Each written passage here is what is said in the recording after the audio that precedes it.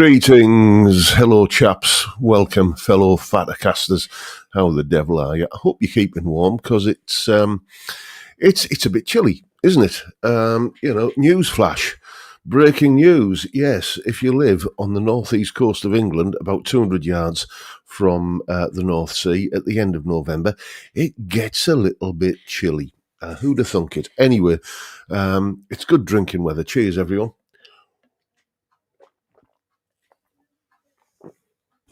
Oh, I'm actually quite warming to this. It's not the strongest beer, it has to be said, but perfectly quaffable. And just as I say, when you kind of leave it alone as much as you can with that proviso midweek, it's still a treat on a Friday. Anyway, let's see who we've got in and who's teacher's pet. First through the door today, that would be David James. Oh, and I see that the chat is displaying everybody's rather than your name. It's kind of giving you like the kind of YouTube kind of handle kind of thing. It's done it once before, but will like Rent to Kill, who's next through the door, is usually just Rent to Kill, but today he's at Rent to Kill. One, make sure that you're the original and best then, mate. What is slightly surprising is that Amadeus there today is at Amadeus 733. So there's 732 other Amadeuses out there. And one more, Dave Fiendish is at Dave Fiendish 1313. So, yes, there are 1,312 other Dave Fiendishes out there. Who knows? Anyway, we've got those aforementioned chaps in the chat, and followed by Paul Trainer and Johnny Random. And who else we got? We've got PFY Guitars, Malcolm Spillett. Ingrid is in, so is Mark Kerno, Cylon Hybrid, and regular as clockwork. Paul Trainer BSC has chucked some money in the tip jar. Thank you so much, mate. Much appreciated. And then we've got Theme Tunes Bev and Autogeddon 1. Michael Dodds is in, so is Frank Bolam, Francis Chambers, Chip 57, Dr. Gomez, Vincent Brennan and John Ross. Then we got Joe McMurray. My knees hurt. I know the feeling, mate. 8:21 a.m. is a bit early for a beer, but for most folks, but not for me. I admire your dedication, mate. That's the yes. You're made of the right stuff, aren't you? Johnny Random says he's not stopping drinking but cutting down. I won't have a drink until later, about 7ish. But I'm with you in spirit. Oh yes, I'll have had the buffer of a curry by about 7, and that will slow me down. We've got Stuart Alexander Young and Grandpa Joe. I've got to read Joe's out because he's my global head of communications. Greetings. The other day, a fellow Fattercaster got a set of John's book. He said they were an easy read, loaded with great info. Consider a book guaranteed to help your guitar knowledge. Thank you, Joe. You're making me blush. My knees hurt's got 2 weeks off from drinking. Took 2 weeks off from drinking. Back at it now. Well, yes, welcome back to the fold, mate. Then we got John Channing, Ian Clark, and Jimmy James. There's Doc Alders. Back after a short break, cold weather, cold beer, but a warm welcome from Helen and Ian in Sheffield. Nice one, mate. Look, nice to have you back, mate. Austin Barrett is in, so is Carl Texper. We got Robin Fawcett. We've got Johnny D, who's down there in the frozen south, saying, come on, summer, where the hell are you? I'll be honest with you, and I know this puts me in a bit of a minority. I like the cold weather more than I like the hot weather. The cold weather, you can kind of mitigate its effects with garments, and you can turn the heating up a bit. I know in warmer climes you have this this fabled thing that we don't seem to have in the UK called air conditioning. Yeah, we don't have that over here. That technology has not reached these shores. Unless you go and stand in the dairy aisle in the supermarket. I've done that once or twice. Just to kind of linger a little bit too long over the semi-skimmed milk and the butter because it's a nice cool place. But yeah, basically the point is that in the UK you can keep warm a lot easier than you can cool off. Yes, I'm not good with hot weather. Anyway, who else we got? We got 60s Man. We got Otter Guitars. I presume that's Chris Otterwell, Peter Williamson, and there's Malcolm Spillett. Excuse me. Muleman 72 is in, as is. And I don't know if I know you by another name, but as I say, the chat is playing silly games tonight. But we've got K1 China. Let me know who you are if that's not your regular handle, mate. We've got William Forrest. We've got Snackham. I know that is. That's Mr. Stevens, isn't it? And who else? There's Jay Aoyong and Peter Hall. And let's scroll down a little bit. And yes, Peter Collins, Colin Falcon, Bill Mumbo, Gary Shaw, the session guitar legend himself, and who else we got? We got Mr. Chris is in. So is Brad Dowell, Strumming Ronin, Greg H 2723, Blue Sofa Songs is in. Anyone else that I haven't read out yet? Mississippi Blues is in. Nice to see you, mate. And my pal Steve Cassidy. I missed your poll on your live stream this week, mate. What happened?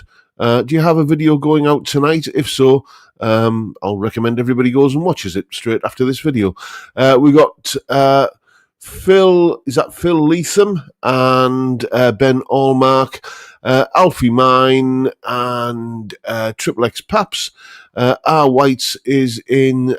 Who else have we got? Let's just give everybody a bit of a name check. KK's at KKZOOL, is that? Good evening to you, sir. I hope I can't. The reason why I put some of them up on the screen every now and again is because I need new glasses. I'm struggling buying a pair of supermarket reading glasses at the moment. I should really go and get my eyes tested. But the last pair of prescription glasses I had gave me blinding headaches, whereas just the times 1.5 reading glasses don't. So that's what I've stuck with. Anyway, what are you saying there, Mark Colonel? Let's have a look. Something we haven't spoken about in a while is your Dougal finger injury. Did it ever fully recover? Are you left with any lasting issues? The last time I did an update was a year ago because I wanted to draw a line on it after it, like pretty much a year after it had happened, roughly a year. And you know, if you go and look out that video, then you'll pretty much know the score. My sweet picking days are behind me because this finger is kind of an important finger in that sort of shenanigans. But pretty much everything else is back as it should be. I have to be a little bit careful with some open chord shapes because this last joint in this finger, this joint here doesn't bend properly, as you can see. That's as much as that finger will bend. So sometimes getting that finger onto the middle string of a D chord can be a little bit trying. It's got, I would say, about 5% better since last year. So I'm thinking it might incrementally improve a little bit more, but it is what it is. You know, I've had to adapt, and you know, there were a couple of guitars that I used to love playing before the injury. My PRS S2 Standard Satin. That was a beautiful guitar, but it just didn't feel as comfortable with the kind. I think it's to do with the hand posture on the neck has possibly changed a little bit as well to accommodate it. But you know, I can still play, and I can still I can still do what I want to do. I just have to be a bit more careful. not with the twiddly stuff. Funnily enough, as I say, it's just the basic chord shapes that are the things that I have to watch out for a little bit more. But there it is, just one of those curveballs that life throws at you, and you just you know. Oh, Steve Cassidy's saying, "Soz mate, didn't manage a poll or live stream this week. Was up till 2 a.m. editing tonight's vid." Yes, you do like your to kind of go down the edit rabbit hole, don't you? Whereas me, it's just like kind of drag and drop it all in, crop the everybody that does YouTube videos knows about this, where you do that to sync the audio with the picture. Crop that off, edit it all together, just kind of split, insert B-roll, kind of tidy it up, bung it out. It's I can turn them out like a sausage factory, but I admire the people that endure. I can't think of any other word for it. The elongated editing process. You're a better man than me. Martin Booth, what you saying? Martin Booth, I'm getting ahead of myself. Malcolm Spillett, John, it may take a while, but I'm sending the Martin Booth to you for review. I need to borrow some skills, as I don't have any. Yes. We don't even have bathroom skills anymore, or because the last set got thrown out. They weren't called bathroom scales, though my wife used to call them those effing lying bathroom scales whenever she stood on them. But that's another story, I suspect. But yeah, looking forward to seeing that, mate. I've got a few guitars in here that you saw the Brian May guitar unboxed last week. I've got another guitar to unbox this week, and you'll find out what that is. Not a new guitar, not mine, just on loan from a very generous chap who I haven't seen in the chat tonight. But we'll get that unboxed later. An intriguing guitar. It has to be said, and you'll find out why. Anyway, about time I told you what's coming up on the channel this week. On Sunday, we have the debut of this guitar, this Sire T3 Telecaster style guitar. Lovely thing. Not without its faults, and you'll find out what they are on Sunday's video. This is eventually going to have a Charlie Christian pickup put in the neck, which, this guitar was sent to me by a chap called Jim, and he also sent me the Charlie Christian pickup to go in it, because I mentioned there was on a viewer's guitar slot 1 week, there was a telly with a Charlie Christian neck pickup, and I said, oh, I'd like to try one of those, and Jim, bless him, sent me this and a Charlie Christian pickup. So that's going to have to go over to Agrajag to have some to have the necessary routing done and everything. So that's going to be a little while in the doing, mainly because it's going to have to be after Christmas, once we've got the expense of Christmas, and even more importantly, the expense of January, because that is the tax bill month. Oh yes, I can. Yeah, dry January. I don't think so. So that's going to be happening then. But on Sunday, you've got the debut of that guitar, my review of it. Then, I've got this jam competition going on. It's been going on a little while, and I invited people to send me, their efforts jamming over one of my jam tracks, and I said there'd be a prize. Well, that I then did a video where I excuse me while I just grab this link. There we go. I can come out with that now. I then did a video which is going out on Monday, showing you the best way to jam over that jam track. So I extended the competition to include so people could kind of watch that video. If you've already sent me an entry and you want to update it after after watching the Monday lesson video, then feel free to do that. The closing date for that competition is basically the end of the month. So basically, 1st of December, one of my jobs I'm going to do is to just kind of go through all of the entries and pick a winner. And that will be announced on that week's live stream, but I'll inform the winner before then, by email or... Well, yeah, email. How else am I going to do it? I'm not going to write a postcard, am I? So that is Monday's video. A little bit of pentatonic advice, soloing advice. Then on Tuesday, I am really torn about on the topic of Eric Clapton. I can see the people who regard him as being a bit of a turgid, kind of monolith that only ever basically phones it in and noodles around a pentatonic and can't see what all the fuss is about, because a large part of his output, frankly, is that. But when he's good, he's really, really, really good. So Tuesday's top 5 video, I think it's entitled something along the lines of 5 occasions when Eric Clapton wasn't just phoning it in. If you're a Clapton skeptic, and I can understand that point of view, as I say, then you might want to watch that video and check out some of the examples of his playing that I mentioned in that. Then Wednesday's video is another one in the continuing series of rhythm videos, which are coming to an end in January, by the way. But, we're a long way, well, not that long, but we're far enough away from that there's still a few of these to go. And Wednesday's video is all about something called compound time signatures. Wonder if you know what they are. Well, you'll find out on Wednesday. Then Thursday's video is, I'm afraid, a bit of a rant again about those infernal creatures, those killjoys, those nasty pieces of work that are the copyright wombles. They are making it damn near impossible for me to get any kind of video where I'm playing blues monetized at all.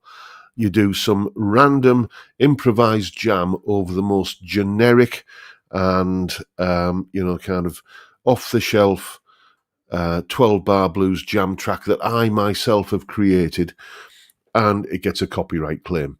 And yes, when the latest one happened, which was actually Monday's video about using double stops in a blues, when the latest one happened, I basically I said, "Oh dearie me, damn it all, botheration," or words to that effect. Anyway, I calmed my language down and made a video about it, where I will fully admit that I'm not a particularly happy camper in that video. It's a full-on rant, so kind of pin your lugs back and brace yourself. Anyway, beer.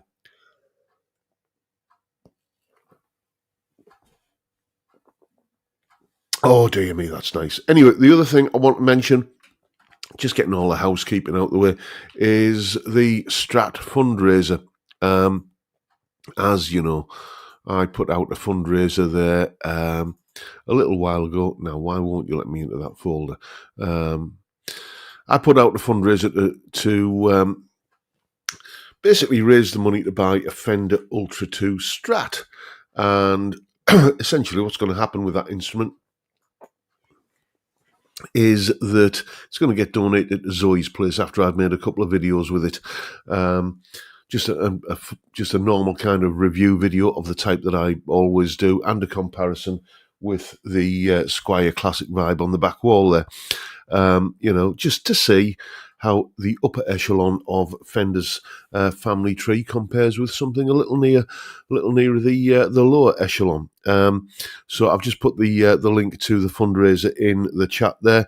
I will admit that it has,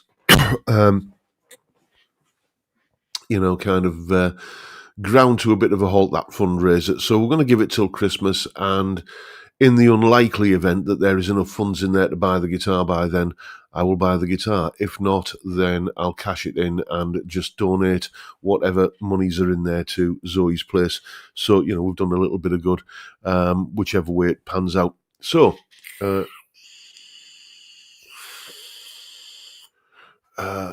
let's have a look, see what I've missed in the chat. Johnny D's saying, "Clapto skeptic, new word I've invented, means you go around pinching guitars." Um, Jay Aoyong, what you saying there, mate? Saw one of those tellies with a Charlie pickup in Japan, made by a boutique builder from the same country. Yes, I'm just curious. I've never played a guitar with a Charlie Christian pickup. I've got the pickup in question here. It's a Roswell pickup. I didn't know you could buy Roswell pickups, as kind of pickups. I thought you only kind of got them bolted to Harley Benton guitars, but there it is there. Also, as I say, supplied by Jim.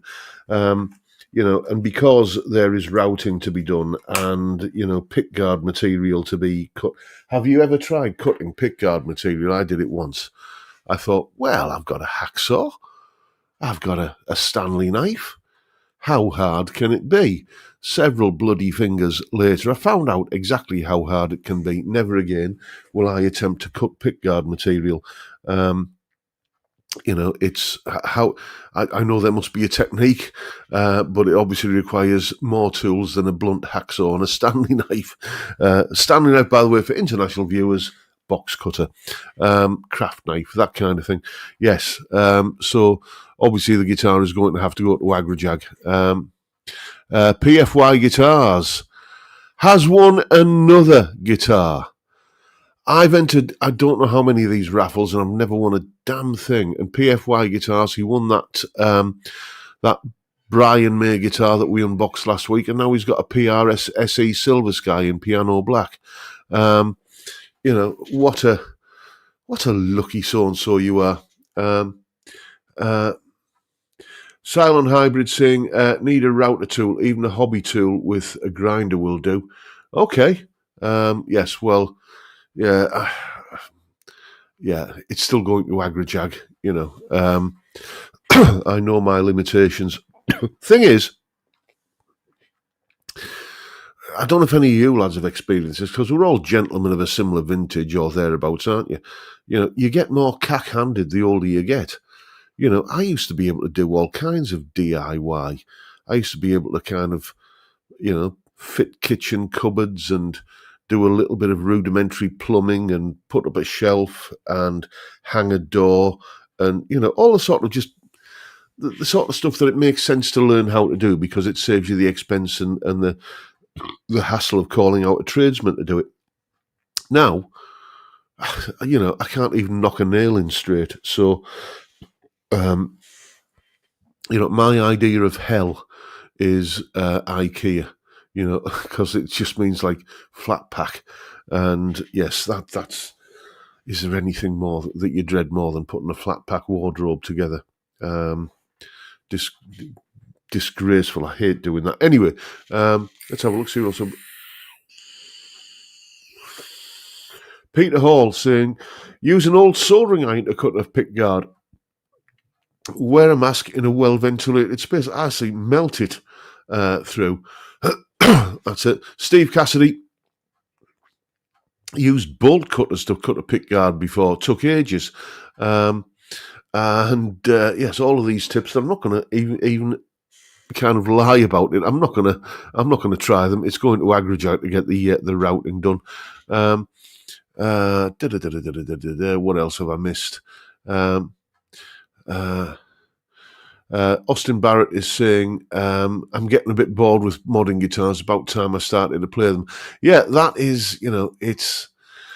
I think a lot of people, will use modern guitars and tinkering with guitars, and I'll get a new pickup, and I'll fit some new tuners, because it's time they can spend with the guitar without actually having to sit and kind of turn the metronome on and do some practice. So yes, we all prevaricate and procrastinate to a certain degree, don't we? Anyway, I'm just going to pour myself another little gauge of lubricant, and talk amongst yourselves. I know what you're going to do. You're going to type the word flake in the chat, aren't you? Even though you can't prove it. And yeah, first of all, this isn't a particularly lively bee at the paw. It's probably something to do with the It's only about 3% alcohol, and probably also something to do with the stainless steel liner in this tankard that my wife got me for Christmas last year. There we go, Rent-A-Kill, Flake. Bill Mumbo saying, John, I'm with you there. Retired spark. It took me 2 hours to fit an ironing board holder in my hall cupboard. Yes. Yeah, I don't know. It's just, you get to a certain time of life where you think life is too short to be, kind of knocking roll plugs in and doing that sort of stuff. I understand some people. I never enjoyed doing it. It was never a hobby, but it was something I could do. And you just lose the will, don't you? Peter Hall saying, I stick the Strats now as they're super easy to mod, or pre-wired pick guards are really cheap. Do you know the problem I have with Strats? Especially any work on the electronics on Strats, is that no matter how neatly I cable tie the wires together to fit down that kind of central channel, the neck pickup, the middle pickup and everything, and go around the corner to the control cavity, I always get a wire trapped, and so then I've always got to get like the kind of lift up the pick guard and just kind of try and nudge the wire into and yes, and there's a fair amount of profanity involved.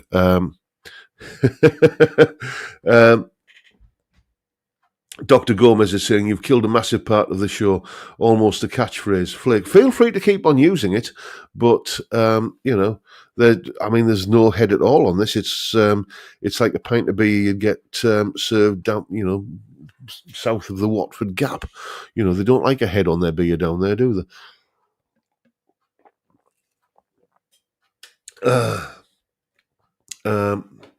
Where are we? Let's. What you're saying there, Steve?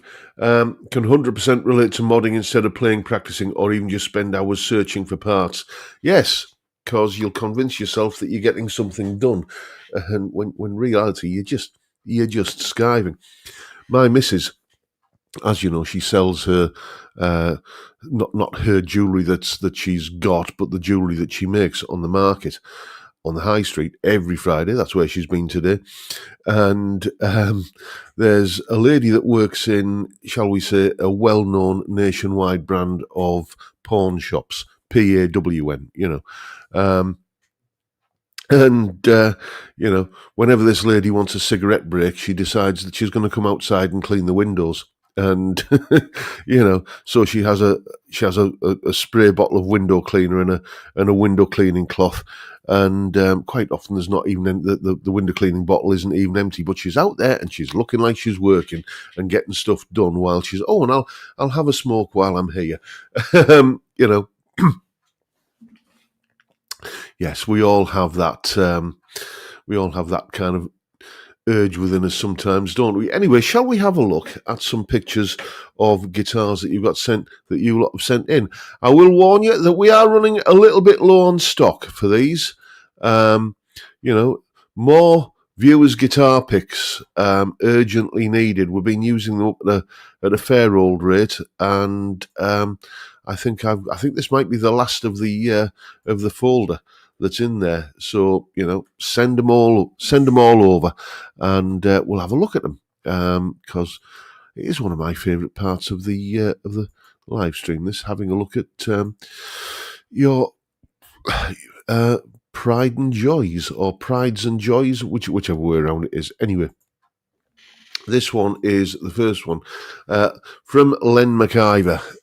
This is his Yamaha 12-string, which he assures me we've seen before, but it's got, I think he said, a new nut, certainly new pick guard, and some new tuners. Oh, dear me, yes, I bet that's...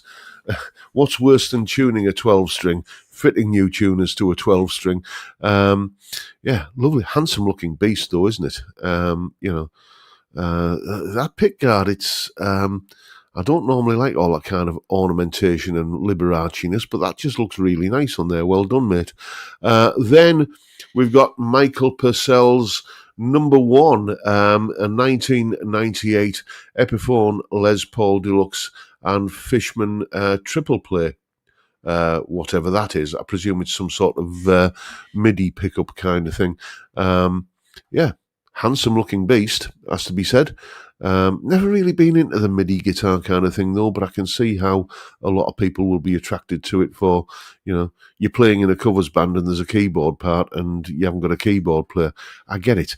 Yeah, it's a nice looking guitar. I mean, 1998 Epiphone Les Paul, that's a guitar. It's getting on for 30-year-old. Solid workhorse, mate. Nice one. And this one comes from Michael Purcell. This is his Harley Benton left-handed Strat copy, and I think we might have one or two more pictures of his guitars, and none of them are left-handers, as you can see from that stand there. So I said, well, what's going on with the lefty guitar? And he said, I just wanted to try and play left-handed. Turns out it's harder than you think. Yeah, it's never been something that seized me, the urge to do that, but congratulations for trying to break some new ground, mate. Then another one from Michael Purcell. This is Harley Benton Delta Blues. Now, if ever a guitar was well named, that is it, isn't it? It looks like it's like that, that famous photo of Robert Johnson, where, the one where he sat in a chair, or wearing a smart suit and everything. That could be that guitar, couldn't it? It's got that real old school, I guess, Delta Blues vibe about it. And another one from Michael Purcell, a guitar that I remember well. I used to have one of these, great guitar, Harley Benton CST 24. And same as me, you had the fixed bridge version. I ended up putting some Vanson 57 classic Alnico 2 pickups in that, I think. Now there's a set of good pickups. And I think I actually swapped the bridge out on mine for a Wilkinson. I always thought that these guitars came with a Wilkinson bridge. The Trem version does, but the hardtail one wasn't a Wilkinson bridge. It was noticeably different from the Wilkinson bridge that I subsequently modded it with.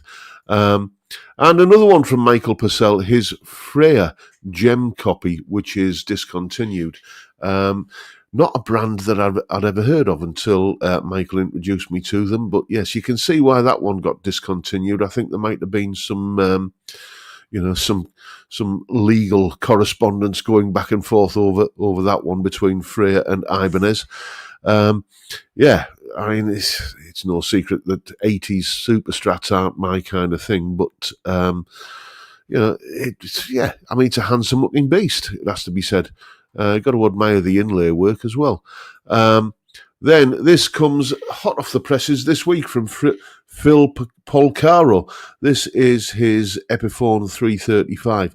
I often say that when you picture certain guitars, when somebody says, a 335 or a Telecaster or a Strat, you'll conjure up an image in your mind. And for me, this cherry red 335 with the block inlays is what I think of when I think of a 335. The 335s are guitars that I really want to kind of have a love for, because I just love the way they look. But I don't dislike them, but I've had a couple, and they've always been, after the initial novelty factor has worn off, they've been guitars that have just languished on the stand or on the hanger, and I've never reached for them. So I think they're kind of saying, yeah, maybe we're not for you, John, but certainly gorgeous looking guitar, mate. Well done. Tom Clark's Dean, and I can't remember any other details about this other than it's a Dean guitar. Looks like it's got, EMG pickups, and it's a Dean. And you just know that thing is never going to show up to a jazz gig. I doubt it's ever been played through a clean channel, for that matter. Yes, that is a proper kind of shouty, leery beast of a guitar, isn't it? All pinched harmonics and dive bombs and kind of twiddly stuff. And there's nothing wrong with that. Tom Clark's Japanese Strat, another one. I mean, yeah, that looks a lot like, that's a Strat. I always have a place in my heart for a Fiesta red Strat with a maple board. Yes, Hank Marvin, my first ever electric guitar experience when I was a toddler, and that's what influenced me to get the Fiesta Red classic vibe that's on the wall behind me. Lovely looking guitar, mate. Congratulations. And another one from Tom Clark. This is his second Strat. This looks like is this a Strat Plus from the 90s? You know, you've got the lace sensor pickups, and you've got that roller nut there, which that looks like one of the ones, because didn't they slim it down and make it a little bit more I don't know, slimline, that roller nut, you know, and yeah, lovely looking guitar, mate. And I think that's our lot for this week. That is this week's viewers' guitars, and as I say, yeah, nice feet. I noticed the feet, but I was too polite to mention them. And where are we? Let's have a look. What have I missed while I've been blethering?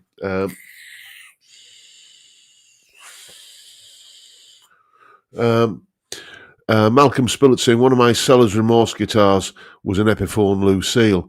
Yeah. I'm thinking about doing a video on Seller's Remorse. I've done one ages ago, but there's a couple of other guitars that have left the building that, in an ideal world, wouldn't have done. So that might be. I'm currently making videos for the second week in January, so that might be coming up at some point after that date. As I say, any pictures of guitars that you want featured on the live stream, ping them over to me, jrguitartuition@gmail.com. And what else have I missed? Strumming Ronin says, "Oh, that Dean has a certain resemblance to something I have." Nice, very nice. And Bill Mumbo is saying Marty's was a 345 with Bigsby. Yeah, that's the Back to the Future guitar. I did a blog post about that a couple of weeks ago. Stuart, what are you saying there, mate? What did you think of the Gary Moore statue? Nice to see that it actually looks like the bloke it's meant to represent for a change. Yeah, I think that is, I think that's absolutely fantastic. Just if you haven't seen it, it's probably online somewhere. It will be online because I was sent an online article about it in some, I think, Belfast local paper. So if you just Google that, you'll find it. Belfast Council are thinking of, they are going to, I don't know if whether it's council funded or that they're doing some sort of fundraiser. Anyway, there's a statue of Gary Moore going up in a prominent place in Belfast to honour one of their most famous sons, and I just think that's really nice. It's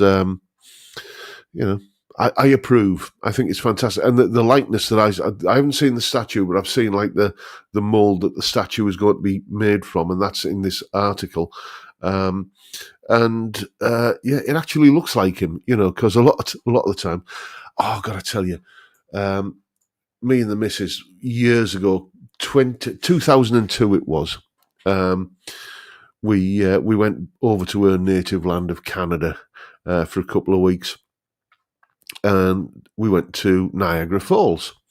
And there's a rock and roll waxworks, a wax museum in Niagara Falls. And we thought, this will be good, we'll go and see, and bear in mind that,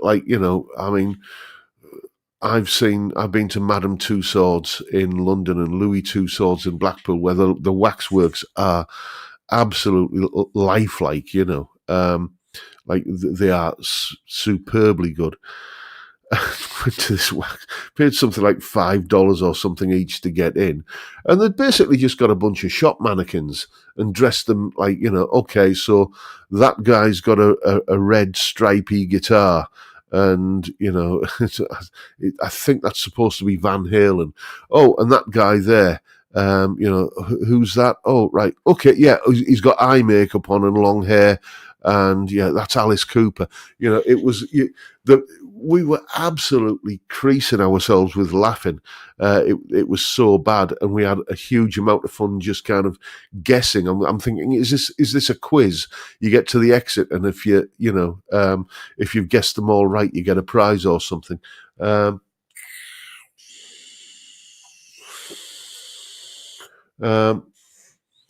What are you saying there, Silent Hybrid? Or not in Blackpool, John? I think it was in Blackpool, Louis Tussauds. I think it was, mate. It was when I was a kid, or was rather, says El Duderino. So, yeah, I stand corrected if it's not there anymore. It was when I was 10, which is when I went, So, yes, that was obviously a very long time ago. Anyway, chaps, any thoughts on... I meant to mention this last week, but not for the first time. I'm behind the times. Any thoughts on the retirement of David Gilmour? Leave me your... Not David Gilmour. David Coverdale. I can't believe I just said that. Any thoughts on the retirement of David Coverdale? Talk amongst yourselves while I go and grab the guitar I'm supposed to be unboxing and just remembered.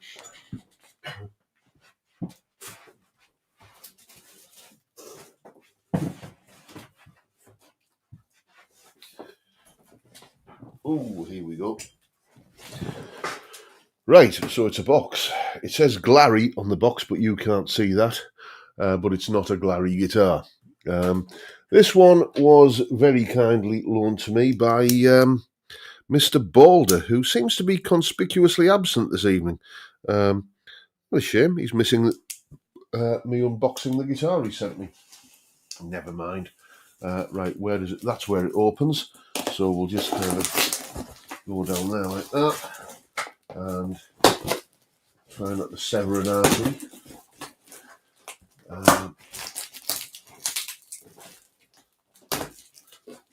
Here we go. And let's get rid of all the extraneous packing.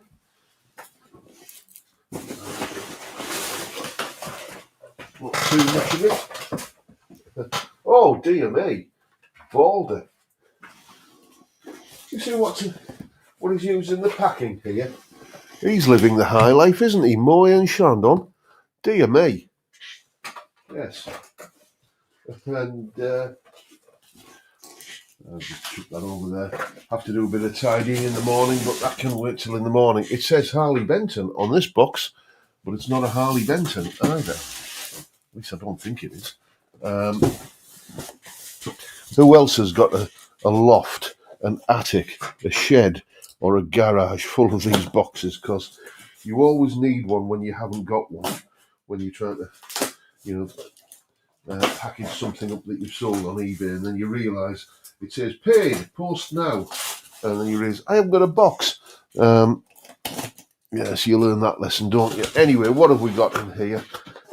We have got some bubble wrap.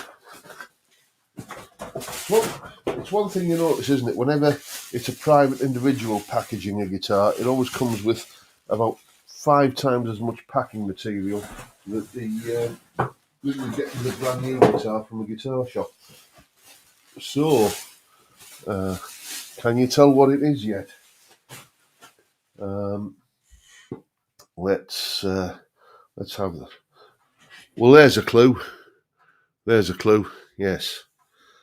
And what have we got here? There's another clue. Yeah. What is it? It's some kind. It's got binding. And where's the contour that should be there? If it's a, yeah, I'll put you out your misery. It's one of these. It is a Squire. I think they call this a Nashville Stratocaster, don't they? And this belongs to Mr. Balder, and he's very kindly loaned it to me for making a couple of videos with.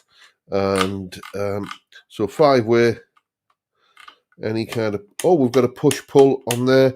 I'm guessing that is to get like the fabled Gilmour mod where you've got these two, the bridge and neck pick up together.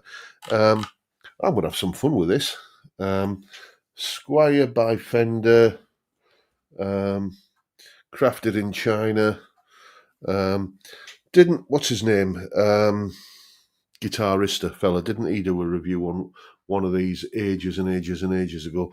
Yeah, so this will be, as I say, I'm currently making videos for the second half of January. Let's get these out of the way so I can actually get out of the room when I need to. So I mean, he sent me some pictures of it, but it looks a lot nicer in the flesh than in the pictures. Dare I say it, this might even be my kind of Strat, apart from the fact that it's got the wrong number of frets. 21 frets. Yes. Yeah. If I had 22 frets, I might be kind of tempted to make the chap an offer. But, Anyway, review on that coming in the new year, all the usual sorts of stuff. Thank you to everyone who has been generous enough to loan me guitars to make videos with.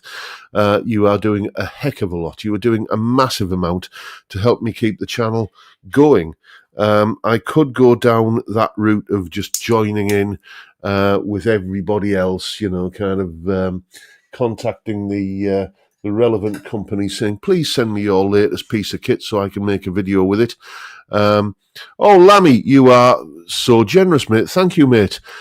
Just in time for a pint. Here's to your health, John. That is massively generous of you, mate. Thank you so much.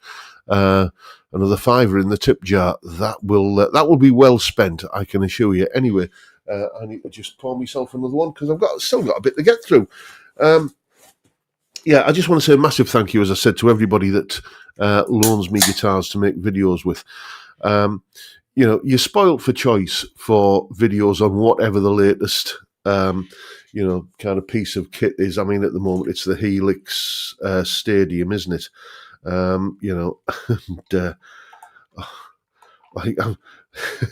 wouldn't even know where to begin on that one. It's not built for someone like me, that isn't. But yeah, I'd rather give reviews of the kind of things that you might just stumble across on eBay or Reverb or in, cash converters and think, I wonder if I can find any information on that before I pull the trigger. And, and thanks to the very generous chaps, I've got a fantastic Washburn coming up, Washburn single cut. Coming up, at some point. I think that's early January. That one, all down to the generosity of people loaning me guitars, and it's massively, massively appreciated. Thank you. And as I say, you help me crank out the content, and I'm grateful. Anyway, cheers, everyone. Oh, dear me. Let's have a look. Lam is saying, thank you for not doing that. I'm livid at the amount of Helix videos from people I don't follow blowing up my YouTube when they won't even make my vids appear in direct search results. Yeah, the fabled algorithm.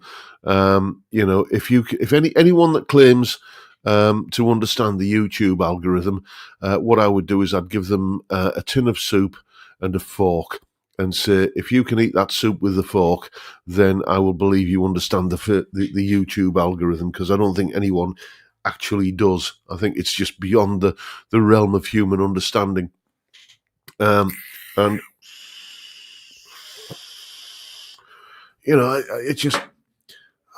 even channels that I normally I'll watch some of their stuff. When they're coming out with just like when they're doing that kind of publicity round for the latest product, I never watch those videos because they're just so blatantly just marketing videos, and all the opinions are my own. Well, yes, I got sent a product once, and I'm not going to name what it is, but many of you will remember the video. I got sent a product where I thought it was a colossal waste of money and wasn't particularly easy to use and didn't do a very good job. And I said this in the video, and despite the fact that the company concerned had said, yeah, just make an honest video, tell it how it is, I didn't half get a tongue lashing from them, well, in email format. And I think, if I was interested in doing those kind of sponsored videos, I possibly shot myself in the foot with that a little bit there, because, there were some nibbles from other companies who want to do stuff. guitar companies. I'm not going to name them. But they suddenly kind of dried up, and yeah. So word gets out that you don't play the game by the unspoken but very much enforceable rules. What you're saying there, Ken? Saw Whitesnake in '84 in Belfast. John Peard appeared fresh from Lizzie. Yes, I mean he's recently gone, hasn't he? John Sykes. Yes, that wasn't that long ago that he passed. I really remember that final Thin Lizzy album, Thunder and Lightning, and the live album that that sort of subsequently came out, the Life album. And I just thought, what an incredible player he was. And on that live album, they did a version of The Rocker, where John Sykes and Gary Moore and I think Brian Robertson and basically a whole cast of guitar players that had appeared with Thin Lizzy came out and kind of did a kind of a farewell lap, if you like, on that song, and it's just fantastic. What a fantastic player. Terry, thank you so much, mate. That is massively massively generous of you. Canadian bassist here. I'm back to teaching music and now have Friday mornings off. Looking forward to being a regular here again. Cheers from BC. Nice to see you in there, mate. Thank you so much. That, as I say, will get spent wisely.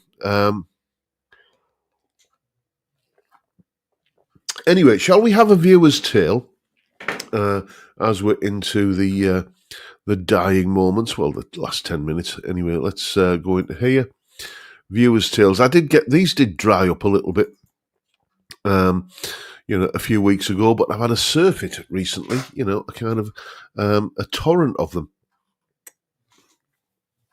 And this one comes from a chap called Martin, and he said, we were approached to play a large venue on the outskirts of Melton Mowbray, where I live.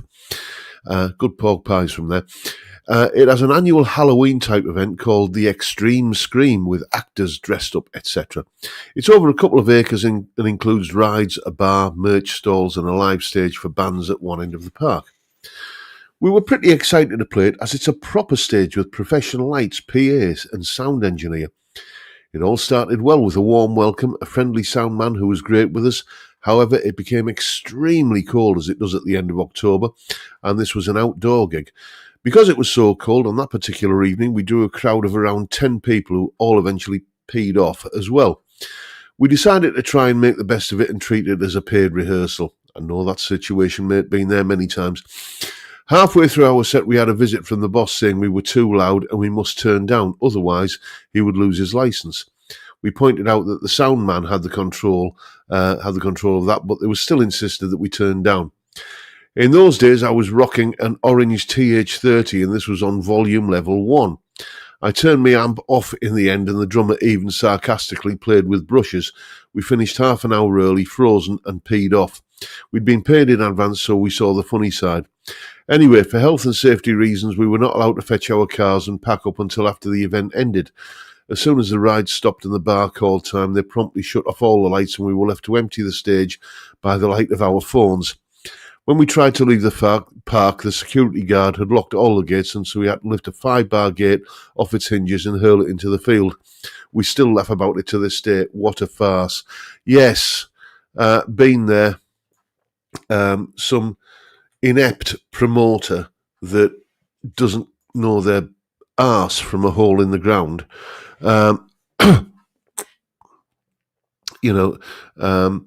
Usually in my case, it was always social club concert secretaries, pathetic little men, most of them, living on the generosity of the taxpayer, whose only chance to be as somebody is to kind of turn up and on a Friday night in the local social club and they're a committee man, so that makes them something in their little village.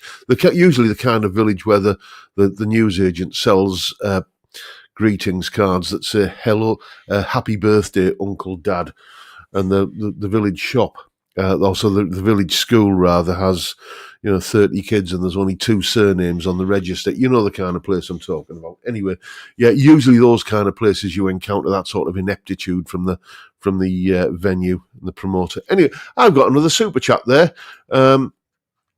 Get some equipment, full support. Oh, thank you, mate. Much appreciated. That'll go in the tip jar. What else have I missed in the chat? Uncle Dad says El Duderino. Cylon Hybrid. Hey, years ago they had a switch that was volume activated. In other words, power was cut. Yes, I think, I'm going to name and shame here. I think that was, apologies if I'm wrong, but I don't think I am. I think that was Norton Working Men's Club used to have that.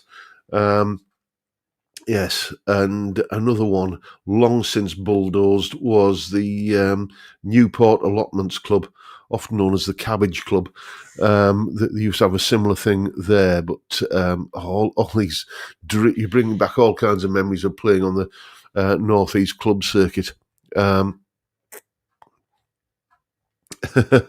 else have I missed? And another super chat there from Raimondo Galfredi, working on Monday's lesson. Well, thank you, mate. I will see what Raimondo, under another name, has lessons off me on a Monday, and he's proving to be, quite the diligent student. He's doing more practice on a Friday evening than I am. It has to be said. Let's have a look, see what we've got. Cylon Hybrid. John, with the cold weather, do you change walking Dougal, and does Dougal walk okay in cold weather? He's not fluffy, is he? My 2 dogs, Akitas, about 55 kilos each, and have a double coat. Dougal wears a harness when he's out walking because it gives me a degree of control over him that frankly is necessary. And no, bizarrely, he will not go out in the backyard and, cock his leg or, do his business out there if it's cold.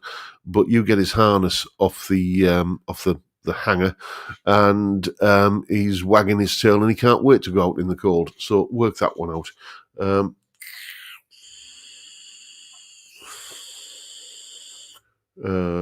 Let's have a wee look. Anything? Bill Mumberson, pork pies, yes. Melton Mowbray, yes.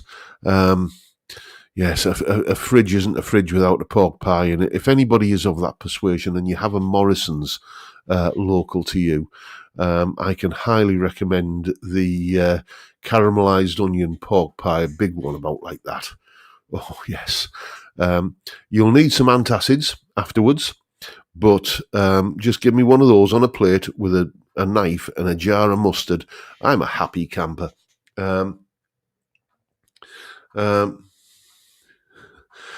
Mule Man is saying, do working men's clubs still exist full of Google and Facebook workers now? There's a thriving working men's club on Redcar High Street, Redcar Workies, as it's known round here. And it's, I think the main attraction is that the beer is cheap. Anyway, Dr. Gomez is saying, you don't seem to get the jelly in a pork pie anymore. It depends where you get them, mate. This Morrison's one I'm talking about, you definitely do. Anyway, where are we? We're 59 minutes and change into the stream, lads, and you need to go and fill your glasses to go and watch Steve's video. He was up till 2 a.m. this morning editing it, so we're going to wrap it up there. Thank you once again for turning up and watching a fat, bald northern lad talk absolute bollocks for an hour. It's been a blast, and I'll keep on doing it till you're sick of me. Apologies if I've missed your comment. It's not through malice, it's just through incompetence. You might have this notion that I have some idea what I'm doing, but it's a very thin veil of a disguise. I'll see you all in the next one, chaps. Time, gentlemen, please.